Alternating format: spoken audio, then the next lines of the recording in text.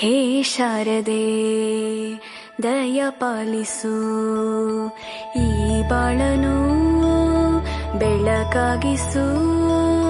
ಹೇ ಶಾರದೆ ದಯ ಪಾಲಿಸು, ಈ ಬಾಳನು ಬೆಳಕಾಗಿಸು. ನಾಳೆಗಳ ದಾರಿಯಲೇ ನಂಬಿಕೆಯ ನೆಲೆಯಾಗಿರಿಸು, ಮುನ್ನಡೆಸು. ಕೈ ಹಿಡಿದು ನಾವಾಡೋ ಪದ ಪದದಲ್ಲೂ ಸಂಚರಿಸು.